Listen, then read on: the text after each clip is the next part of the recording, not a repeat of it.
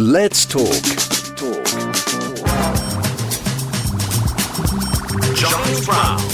Spies, lies, and cybercrime. Cybersecurity tactics to outsmart hackers and disarm scammers is a fascinating new book from Eric O'Neill. This is a man, listeners, who knows what he's talking about. We live in an online world, but who knows where our data has gone?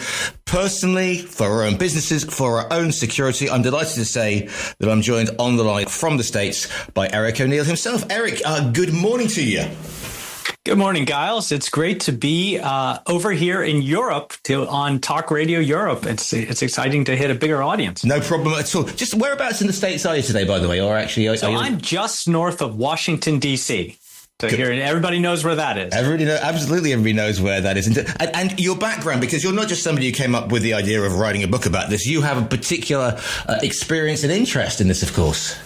That's right. My background came from the FBI. My earliest career was an undercover operative for the FBI.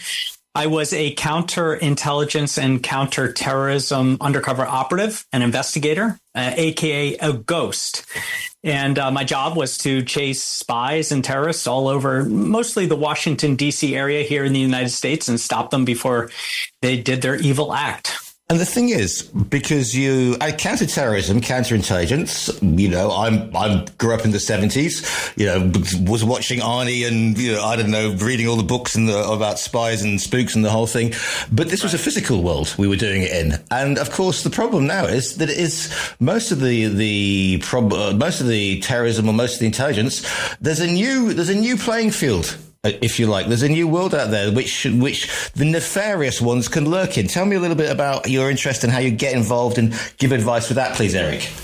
That's exactly true. So once I left the FBI, I worked as a national security attorney for years. I started my own company that does investigative work and a company that does cybersecurity advisory services. And I've worked as the national security strategist for some of the top cybersecurity companies in the world. And what I saw very early on, and this is some 20 years ago, was that in cybersecurity, we were focusing too much on defense and not enough on the threat. And I saw a change in the way that cyber spies originally were altering their tactics, that they were using all of the old traditional espionage tactics, deception, impersonation, confidence schemes, and all of that in a modern environment.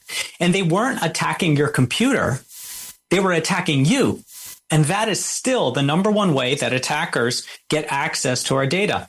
And as I continued in my career and was informing cybersecurity that we have to hunt the threat, and what I like to say and what I say in my book is we have to hunt the threat before it hunts you, that we all have to be spy hunters, I realized that cyber criminals had not only modeled the best in the business cyber spies, but they'd hired them to come work for them and teach them how to launch the best attacks. And that what we really have to worry about in industry and in our personal lives is crime, not spies. And so I wrote a book about it. And what I did is I went back to my beginning, all the way back to my first days in the FBI at the FBI Academy in Quantico, Virginia. And I graduated from the National Security School. And I used all the same methods and tactics and training that I learned in the academy to catch spies to teach my readers how to catch cyber criminals. And I did it all in this really thrilling storytelling with one through story that reads like a true crime thriller that pulls you through the entire book. Because the thing is, I suppose, is that we think, when we think cybercrime, two things here, Eric. One, you say going after people, because a lot of businesses, a lot of people won't react to this until they suddenly find their data compromised, or they get a ransom mail, or they get that famous, we have photographs of what you were doing, we were recording the other week when you're on your browser when you shouldn't be, that sort of thing. So it is a completely reactive from a business or from a personal point of view.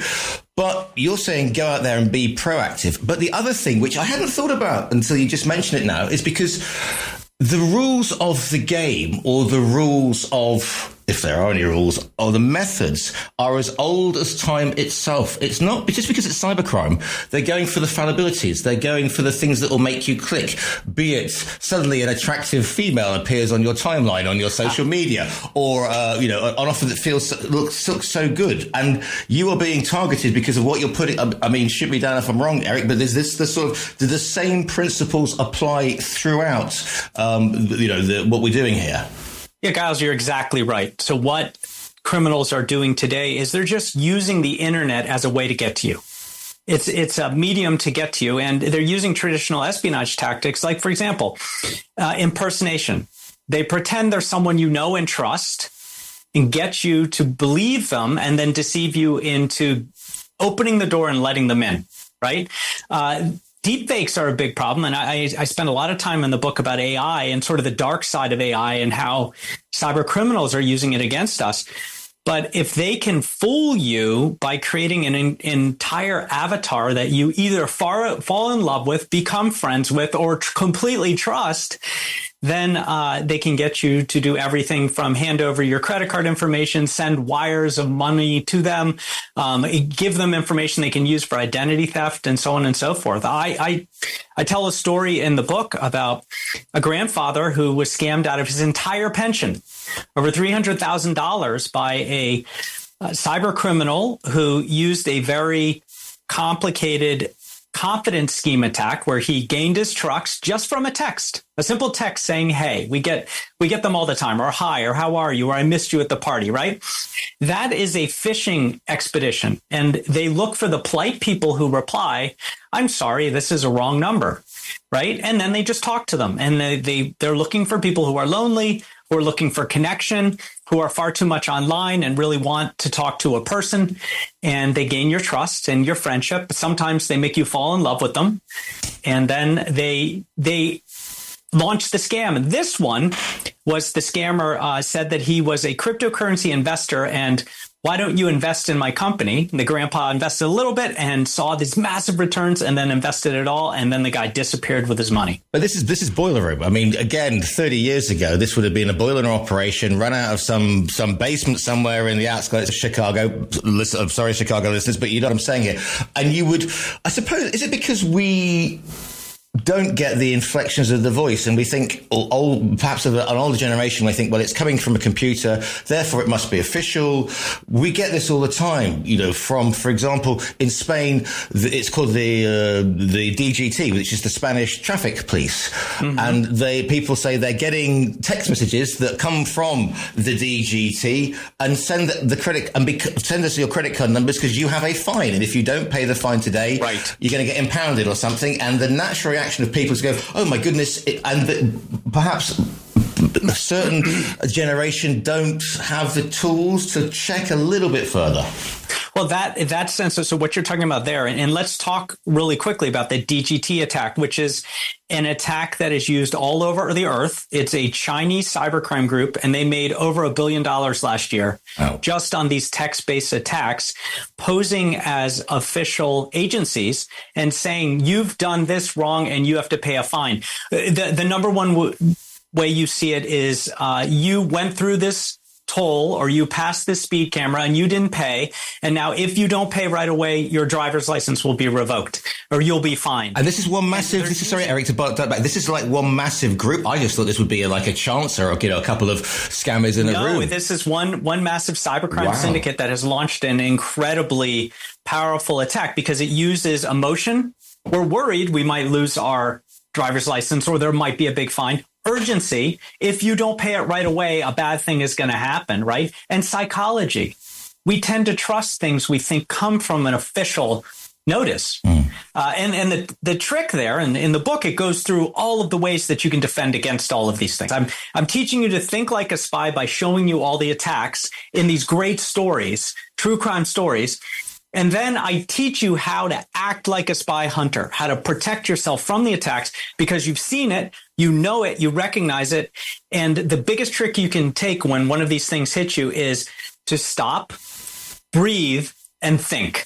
That's what the criminals don't want you to do. They don't want you to have a moment to think because they know that if you think, that little tickle in your stomach, what I call the cop instinct, will say this might be a scam. as long as they can keep you in a state of fear, then they can get you to short circuit your thinking. And the Giles, you asked, like, why? Why is this so successful? It's because we're online more than we ever have been in our lives. Everything we do, every business transaction, every social transaction has an online component. We are too used to being online. And part of this was the COVID-19 pandemic, which threw us all in our houses, and we just got used to that. Most of us don't go to an office, at least not every day during the work week. We're doing a lot of social, activities online. We're not seeing friends as much. We're not getting outside as much. We're too online. We're looking at too much social media, and that creates this massive footprint of area for cyber criminals to attack. And that's the thing. We don't realize what we're doing, even when we're picking up our devices and going through. Somebody said to me the other day, the most important thing you can maybe do is just turn your phone on and turn it off every night. So that if somebody, because that'll just put a block. It may sound really simple, but it's something that I've got into the habit of doing at the end of every day, because you don't need it on overnight. No, you don't. And you shouldn't have it on overnight, because it's a lot of EM transmissions right near your head. Normally people put your phone right next to your bed. I'm too far gone for that, Eric. But anyway, but in terms of basic thing, you would lock your car, you would turn your car on and off again. Is it something is just don't always hit consent to everything? And I agree. I know it's tedious to read the small print, but you may get an offer from something, but they link into other. It's a giant chain or a giant tree, and the next thing you know, you're getting these phone calls or these emails. Oh no, certainly. And I just wrote. So I do a weekly newsletter that is a companion to the book. It comes out once a week, and actually today's Tuesday, so it came out today. And today, the newsletter was looking into, is your phone really looking at you, listening to you? And I did a deep dive about it. I looked at the patents from the big social media companies, Google and Facebook and Amazon. And I looked at how they use beacons in stores so that when your phone goes by it is listening to a very high frequency noise that you can't hear, but your phone picks up, and then it goes through your history, and then you will get an advertisement on your phone for something that's in the store near you.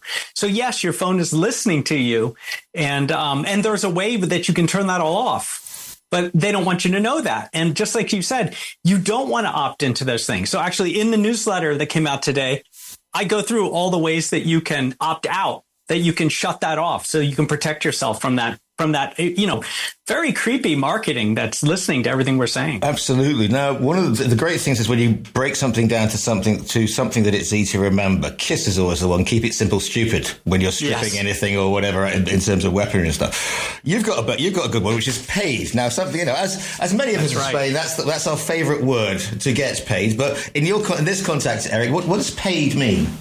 Oh, that's everyone's favorite word. And so I wanted a memorable word, but what paid does, it is a methodology for you to be a spy hunter.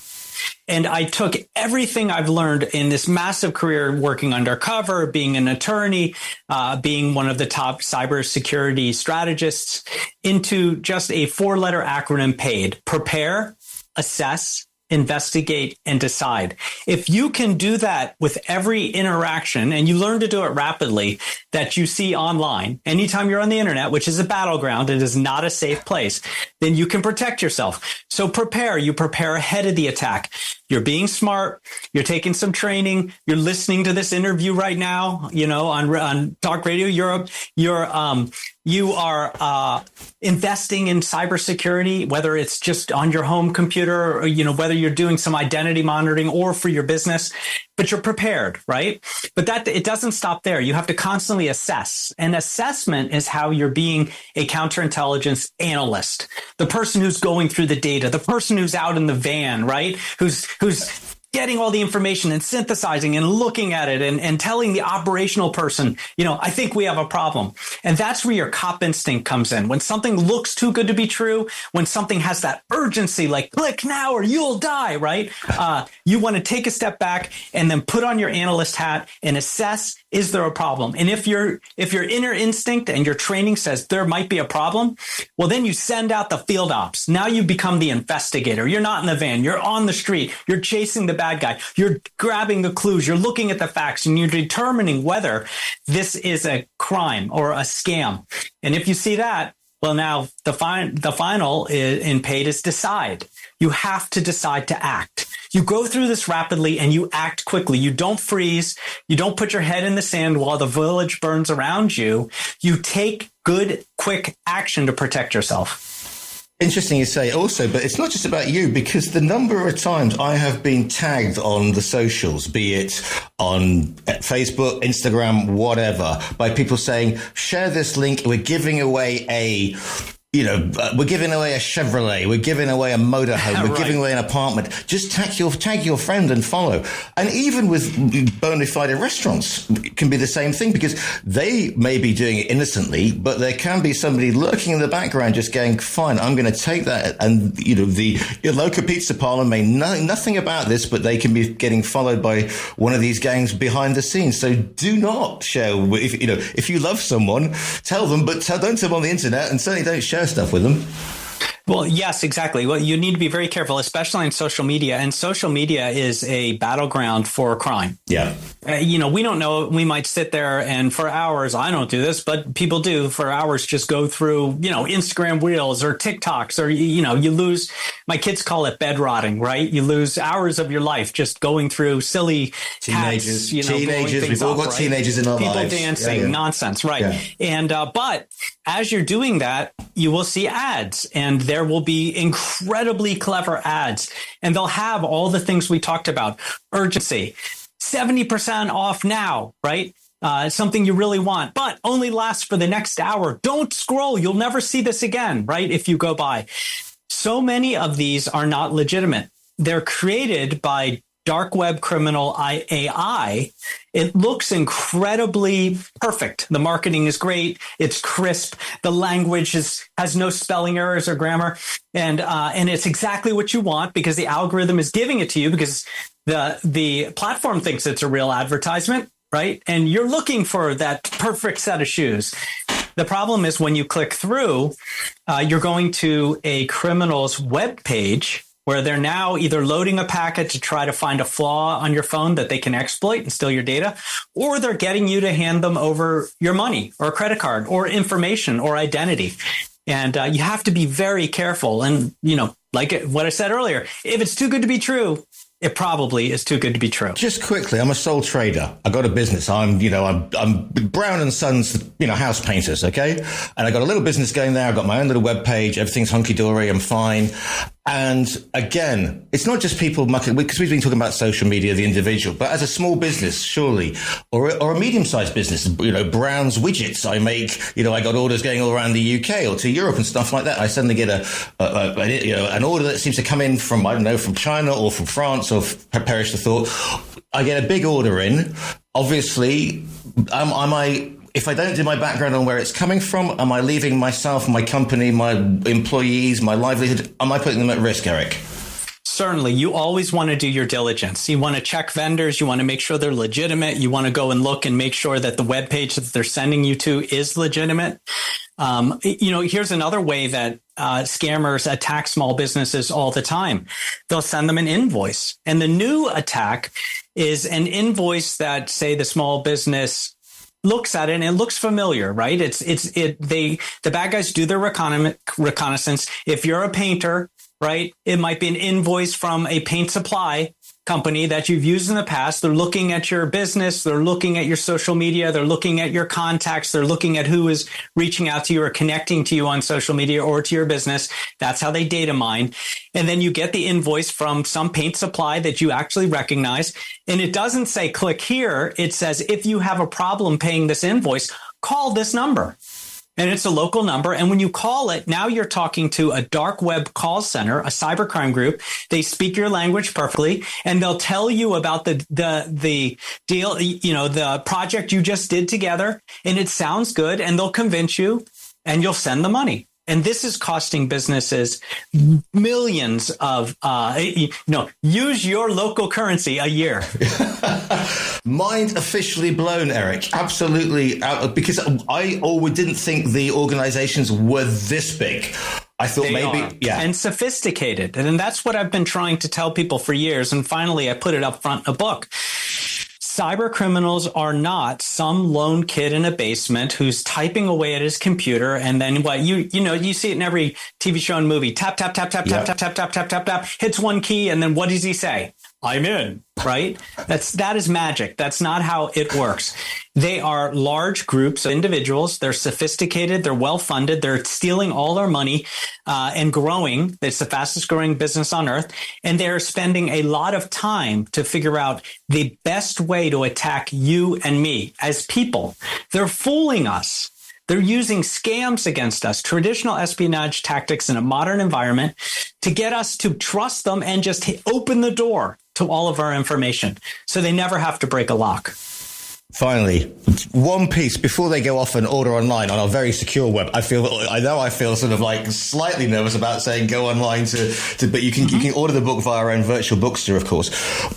Let's tempt the listeners because you're bona fide, thank goodness. What would you say the first thing people should do when they Yes, absolutely. So the first thing to protect yourself, in general, to protect yourself from cyber attacks, the first thing you should do is buy my book and read it. All right. Now, that aside, turn on two-factor authentication everywhere in your life. Now, you've heard that before, and people say it all the time, but it is the most important thing you can do. And what I mean by that, don't rely on a password. Passwords are dead. All of our passwords are for sale online on the dark web. They cost pennies. Because we reuse them everywhere, the attacker will buy your username and password off the dark web. And then if they think you're interesting, they will just try it. And now they're in because you didn't have something else. So always have two-factor authentication on every account that's important. And what do I mean by that? You enter your username, you enter your completely worthless password, and then you get a text to your phone with a secure number that only you know. You open your authenticator app, which is the best way, and you get that rotating 6 digits that change and it's encrypted every 20 seconds. That's your real password. That's the only password that works. And that will protect you from 99% of the most basic cyber attacks. The second thing is to develop that cop instinct. You have to resist urgency. You have to train yourself that when you're online, you're not going to fall for things. When you're going through your email, you have to do it slowly. You can't just rush through and then you see this link and it scares you and you click right away. It's probably not from your bank. It's probably not a package that you didn't get and now you have to reschedule. It's probably not from your government agency saying if you don't pay this, you're going to be arrested. It's probably from a cyber criminal. So when you see those things, resist the urgency, delete the message, and go directly to the website of the company or the agency or whatever. Make a call to the legitimate number you know is legitimate and ask instead of clicking through a link that you get in a email. And finally, cyber criminals know that we're scrutinizing email, so they use social media. They use texts. They use WhatsApp and Signal and all of that to send us scams because we're skeptical of email now, but we tend to just believe texts. I don't know why. So now text is the fastest growing way that cyber criminals are launching those attacks. So you have to be very careful there as well. The book is called Spies, Lies and Cybercrime. It's by Eric O'Neill, who we're speaking today. You can order it via our virtual bookstore. Eric, where can people find you on the web? Yeah, absolutely. The easiest way to find me is through my website. It's www.ericoneil, ERICONEI2Ls.net. Somebody stole.com and I haven't gotten it yet, but it's ericoneil.net. And while you're there, if you click the top banner, you can subscribe to my free weekly newsletter that will give you all these kind of tips that we're talking about. You can read about how to secure your phone if you want to go on there today. Please subscribe. It helps me out. And then I'm on Instagram, I'm on LinkedIn, and I'm on YouTube. Mostly I focus on LinkedIn, but come follow me there and have a chat with me. I'm very good at responding to people. It's been absolutely fascinating. I thought I knew a little bit about it, but I now know so much more. Thank you for some of the hints. Listeners, go and buy the book. It's called Spies, Lies and Cybercrime. It's by Eric O'Neill. Eric, thank you so much for your time today. Giles, thank you. This was a lot of fun.